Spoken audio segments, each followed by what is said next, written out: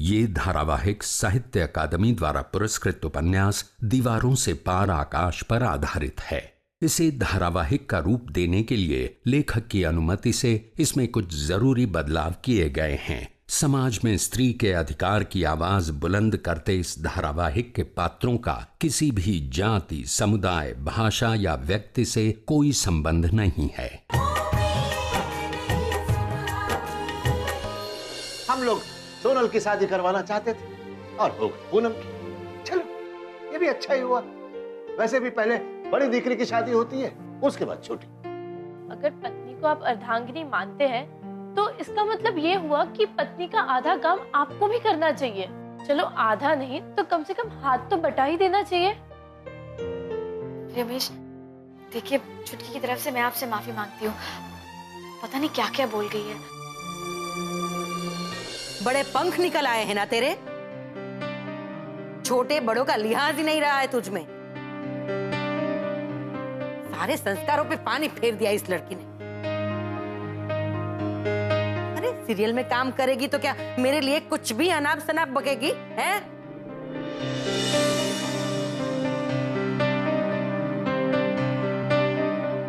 मुझे तो लगता है कि तू सीरियल में काम भी इसीलिए कर दी है ताकि मेरे लिए कुछ भी बक सके।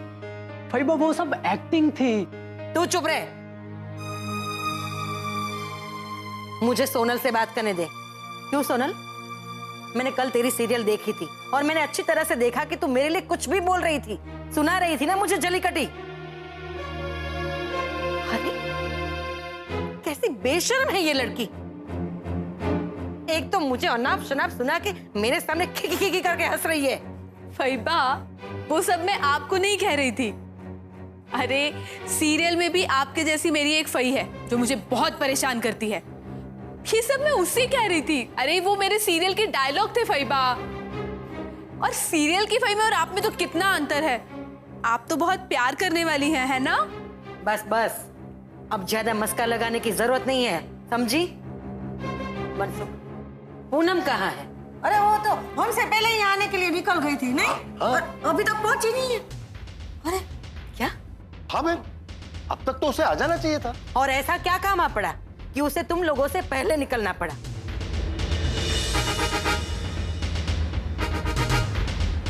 और तुम लोगों में इतनी भी अकल नहीं है कि ऐसे लड़की को अकेले नहीं भेज दे हैं? अब क्या पता क्या काम था, लेकिन हम तो सोनल के साथ बात कर रहे थे, इतने में उसको फोन आ गया तो वो वहां से निकल गई। मम्मी, मैं जतिन को तो बताना भूल ही गई कि मैं आप लोगों के साथ यहाँ आ रही हूँ। उसका फोन भी नहीं लग रहा है। पता नहीं सुबह से कहाँ गया हुआ है वो। पापा, मुझे आपको कुछ बताना है। हाँ हाँ हाँ, बोलना है। वो एक बार ना मैंने जतिन और पूनम बहन को फोन पे बात करते सुना था। हे भगवान, ये क्या बोल रही है तू? सच्ची मम्मी। और मैंने तो जतिन का फोन चेक किया था तो उसमें पूनम बहन के मैसेजेस भी थे। देखा मनसुख, ये लड़की भी हाथ से निकल गई। मैंने तुझे पहले ही कहा था ना कि पूनम पर नजर रखना, पर तू मेरी एक नहीं सुनता। और सोनल, तुमने ध्यान से सुना नहीं कि वो लोग क्या बात कर रहे थे? नहीं फईबा, जतिन ना बहुत धीरे धीरे बात कर रहा था। हाँ, मैंने बस इतना सुना कि जतिन बोल रहा था, पूनम तुम चिंता मत करो, मैं हमेशा तुम्हारे साथ हूँ। अरे भगवान, ये तो क्या बोल रही है? अरे पहले बताना चाहिए था ना ये सब। मम्मी, मुझे कुछ समझ नहीं आ रहा था। वो एक बार पूनम बहन मेरे घर भी आई थी। मैं तो शूटिंग के लिए निकल रही थी, लेकिन पूनम बहन बैठ के जतिन से बात करने लगी। हे भगवान, जरा भी लाज शर्म नहीं है इस पूनम को। गई मनसुख, ये लड़की तो हाथ से गई। देख मनसुख, देख तेरी लड़की के करतूत। मंजू, तू सोनल को अंदर लेके जा, जा जा। तू भी जाना है?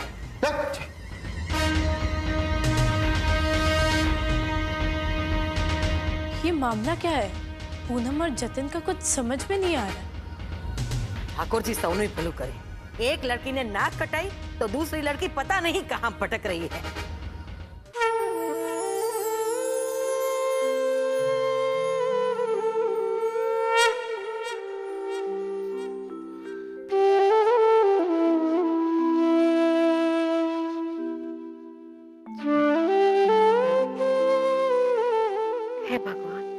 तेरा लाख लाख शुक्र है।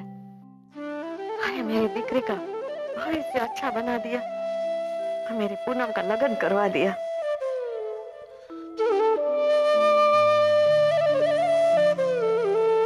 मम्मी, आप लोग तो सोनल और जतिन की शादी करवाने गए थे। पूनम के साथ जतिन की शादी कैसे हो गई? वो इसलिए क्योंकि जतिन से मैं नहीं, पूनम प्यार करती है। क्या? हाँ, मम्मी पापा ने जतिन से शादी के लिए पूछा तो उसने हाँ कह दी। दरअसल उसने पूनम से शादी के लिए हाँ कही थी और मम्मी पापा समझे कि उसने मुझसे शादी के लिए हाँ कही है।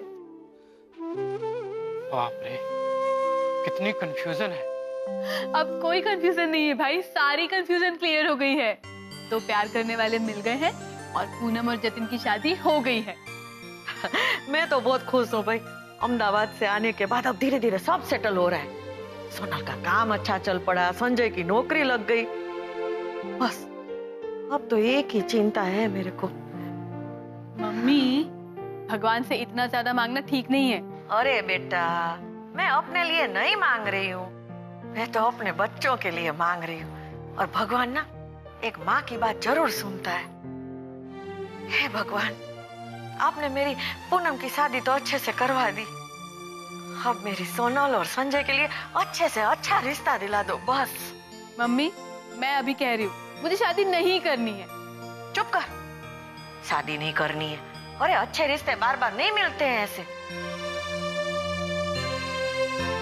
और तेरे को सीरियल में काम करना है ना, है तो सीरियल में काम करने दे, ऐसा रिश्ता है ये, फिर तेरे को मना करने की क्या जरूरत है? हाँ सोनल, मम्मी सही कह रही है। वैसे तुम मुझसे बड़े हो संजय भाई, तो पहले तुम्हारी शादी होनी चाहिए ना। क्यों मम्मी, क्या कहती हो? अरे भाई, संजय के लिए भी लड़की ढूंढ रहे हैं। ढूंढ रहे हैं क्या? ढूंढ ली है। लड़की ढूंढ ली? लेकिन कब? अरे बेटा, पंडित जी को बोला है ना, तो लड़की तो मिल ही जाएगी। और मैं भी अपनी तरफ से पूरी कोशिश कर रही हूँ। एक बार लड़की मिल गई ना, तो बस चट मंगनी और पट ब्याह। पता नहीं क्यों, लेकिन मेरे दिल में ना संजय के लिए वसुधा की वो छोटी बहन चुटकी का ख्याल क्यों आ रहा है? मम्मी, अगर आप मेरे लिए लड़की ढूंढ कर लाई तो फैबा तो मानने से रही। अरे तेरी फई को तो मानना ही पड़ेगा। और देखना, तेरे पापा ना ऐसी तरकीब लगाएंगे कि तेरी फई ना मना कर ही नहीं पाएगी। अरे मम्मा, ये सब छोड़ो, ये सब तो बात की बातें हैं। पहले लड़की तो मिलने दो, अभी मुझे बहुत भूख लगी है। हाँ चल, आज तो तेरे लिए अच्छे से अच्छे पकवान बनाती हूँ, मस्त। और मिठाई भी। मैंने मिठाई लाकर कमरे में छिपा दी है। लाया तो सोनल के लिए था, लेकिन अब पूनम की शादी की खुशी की जमकर मिठाई खाएंगे। हाँ खाजे खाजे, चलो चलो। मनसुख, मैंने तुम्हें पहले ही आगाह किया था ना कि पूनम पर ध्यान रखो, कहाँ जाती है, किससे मिलती है, पर तुमने मेरी एक नहीं सुनी। अपनी बेटी पर अंधा विश्वास कर दिया। और ये देख बहन, हर माँ बाप अपने अपने बच्चों पर विश्वास तो करते हैं ना बहन। लेकिन मनसुख, उसके लिए बच्चे भी वफादार होने चाहिए, उस लायक होने चाहिए। तुम्हें पता है, जब वसुधा अपनी सहेली से मिलने गई थी, तब पूनम भी उसके साथ गई। वसुधा तो वापस लौट गई, लेकिन पूनम वहां से बहाना बनाकर अपनी किसी खास सहेली से मिलने चली गई। बहुत देर से वापस लौटी और मैंने जब उसे पूछा, तब कुछ अजीब ही बहाने बनाने लगी। तभी मुझे शक हो गया था कि जरूर कुछ गड़बड़ है। मनसुख, अरे मुंह क्या देख रहा है? जल्दी से फोन लगा उसे।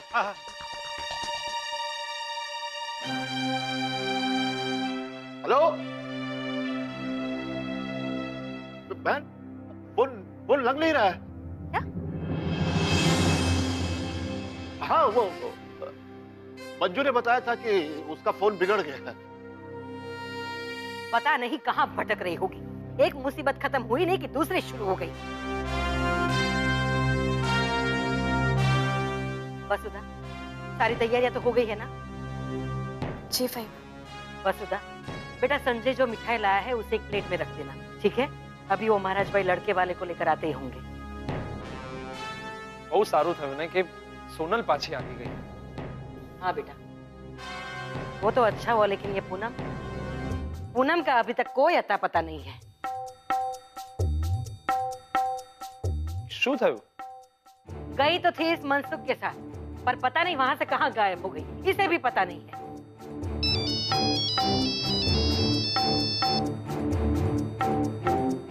हेलो महाराज भाई, जय श्री कृष्ण। जय श्री कृष्ण बेन। आप आ रहे हैं ना? आप कहाँ तक पहुंचे? हम आपका इंतजार कर रहे हैं। बेन हम लोग नहीं आ रहे हैं। क्या? क्यों नहीं आ रहे हैं?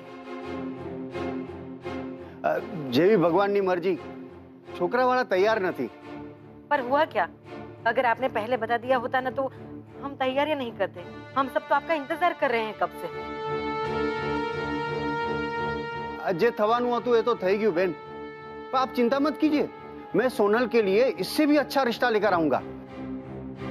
ठीक है, जय श्री कृष्ण। जय श्री कृष्ण बेन। क्या हुआ फैबा? महाराज बाई का फोन था, कह रहे थे कि कोई समस्या आ गई है, इसीलिए आज लड़के वाले नहीं आएंगे। ठाकुर जी सौनो ही भलू करे, इस घर में कुछ भी ठीक नहीं हो रहा है। पता नहीं सोनल के नसीब में क्या लिखा है।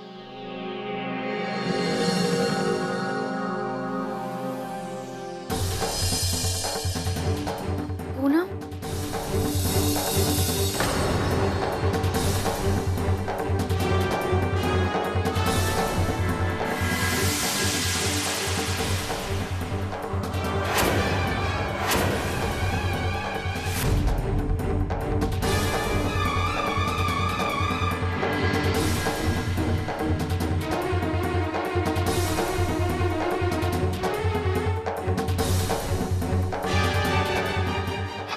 खुद रहो।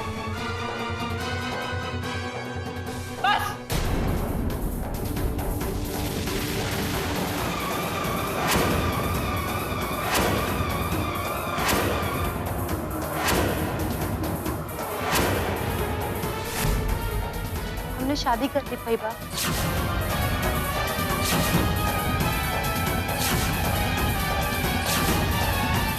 माफ कीजिएगा फैबा, हमने घर वालों को बिना बताए शादी कर ली।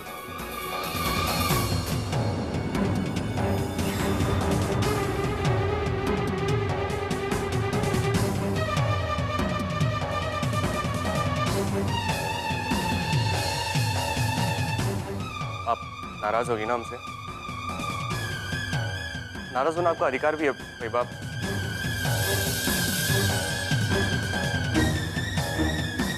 वो आप सोनल की शादी के बारे में सोच रहे थे, लेकिन पूनम सोनल से बड़ी है ना।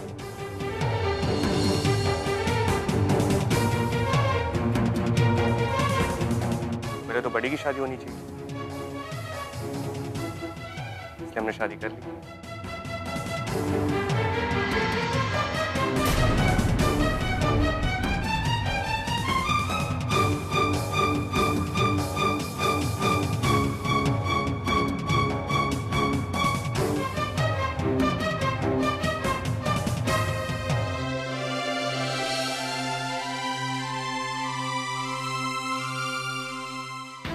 देखा देखा ये जतिन कितना शातिर निकला। घूम रहा था सोनल के साथ और शादी कर ली पूनम के साथ। आखिर उसका असली रंग सबके सामने आ ही गया।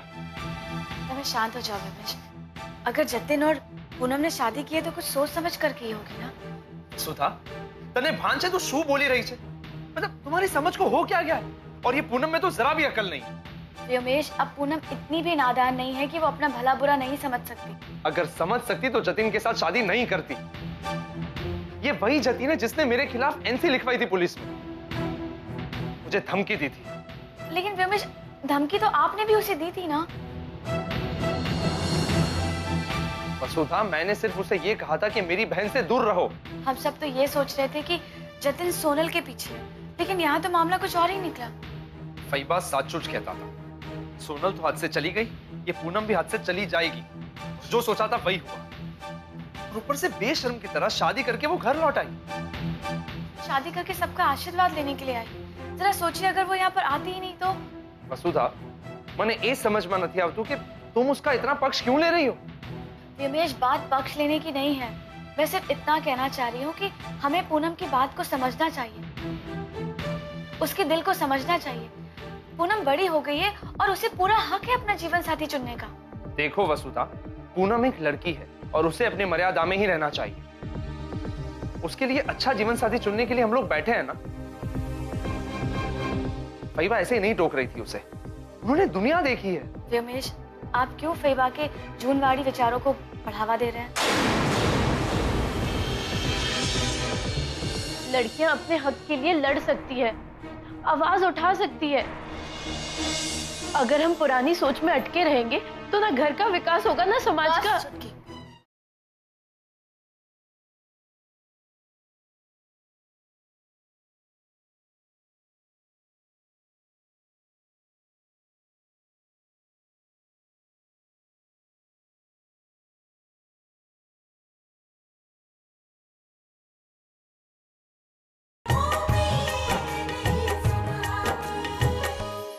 वे फईबा के विचार जुनवानी लगते हैं। अरे पता है फईबा हम सबके बारे में कितनी फिक्र करती है, कितनी चिंता करती है। ये सोनल पूनम उनकी सगी बेटी नहीं है, फिर भी उनके भाई की बेटी है, फिर भी वो उनकी कितनी फिक्र करते हैं। और तुम हो कि फईबा को गलत ठहरा रही हो। रमेश, मेरे कहने का मतलब वो नहीं था, आप मुझे गलत समझ रहे हैं। मैं तो सिर्फ इतना कहना चाहती हूँ कि अगर लड़कियों के मन में घर का और परिवार का डर बैठ जाएगा ना, तो वो अपना रास्ता कहीं और ढूंढने लगेंगी।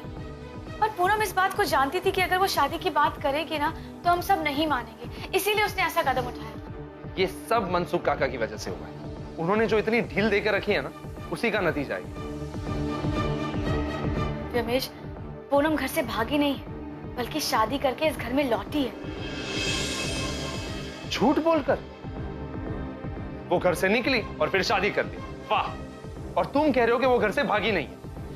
देखिए रमेश, आप थोड़ा शांत हो जाइए और शांत दिमाग से सोचिए। और मैं तो कहती हूँ आप फईबा को समझाइए भी। देखिए, कभी कभी हमें दूसरों का भी नजरिया देखना चाहिए। हो सकता है कि जो चीज हमारे लिए गलत है, हो सकता है उसके लिए वो सही हो।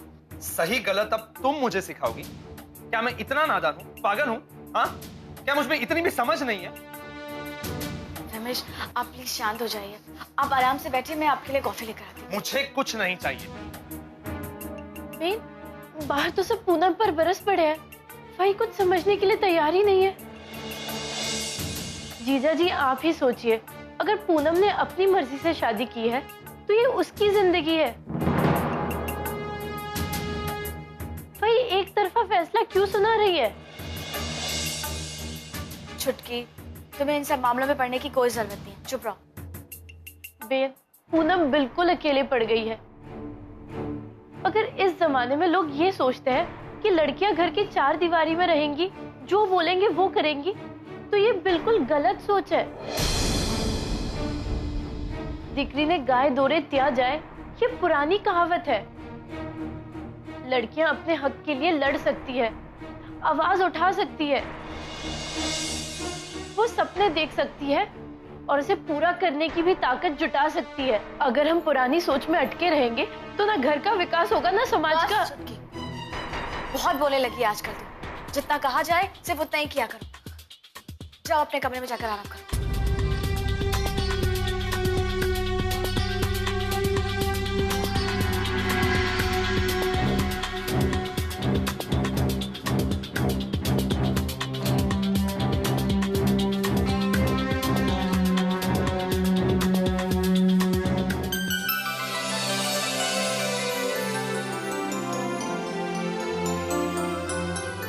अरे वाह संजय, मिठाई तो बहुत अच्छी लाया हो। बेचारा संजय भाई, लाया तो मेरे लिए था, लेकिन ये बन गई पूनम बेन और जतिन के लिए। ले, तो क्या फर्क पड़ता है, हैं? अरे खुशखबरी तो है ना। हाँ, न्यूज़ बदल गए हैं, लेकिन मिठाई तो वही है ना। मम्मी, तुम भी ना मस्त लॉजिक लगाते हो एकदम। वही बाकी हिटलर शाही में भी तुम कैसे रह पाती हो, बाप रे। रहना तो पड़ेगा ना, अब अहमदाबाद तो वापस जा नहीं सकते और इस घर में तो रहना ही पड़ेगा।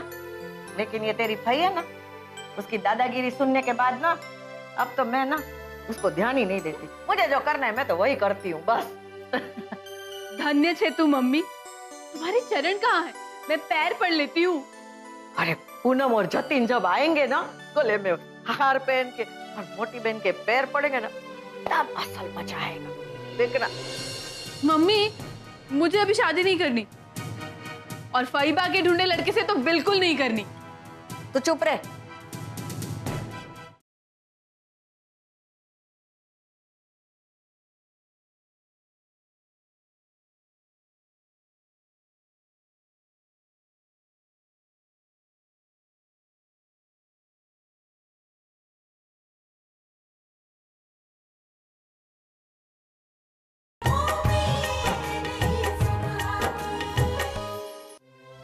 पूनम बेन और जतिन को देखकर फईबा का मुंह तो खुला का खुला ही रह जाएगा।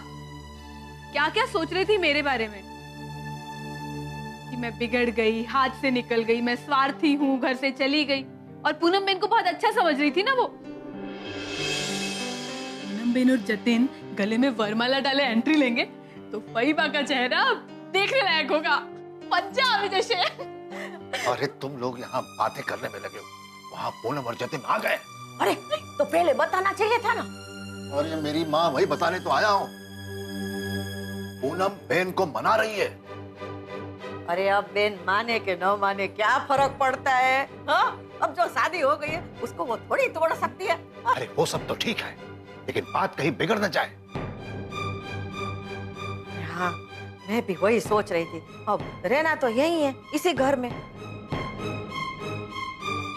मोटी बहन को नाराज तो नहीं कर सकते। आप एक काम करो ना, मोटी बहन को पटा लो ना। ओ जिद्दी है बहन। क्यों? क्या कह रही थी? पूनम को डांट रही है।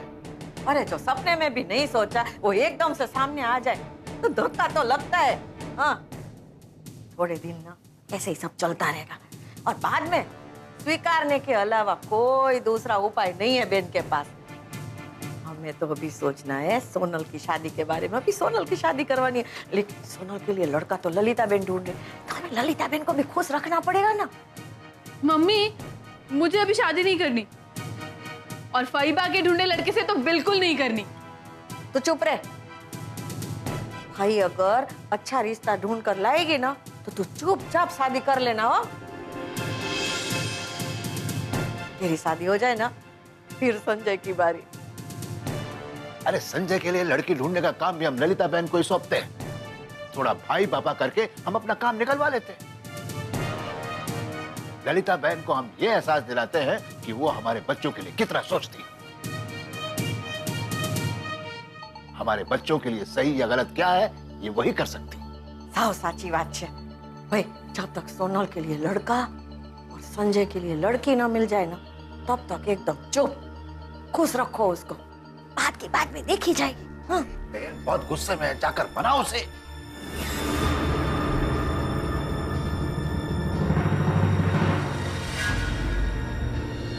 पूनम और जतिन को माफ कर दो मोटी बहन, इनको अपना आशीर्वाद दे दो। आपके आशीर्वाद के बिना सब अधूरा है। मुझे नहीं लगता कि ललिता बहन पूनम को माफ करेगी। अरे नहीं करना है तो ना करे।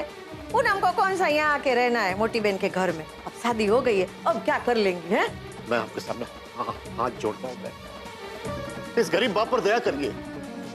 देखिए बहन, सोनल का रिश्ता आप ही तय करिए।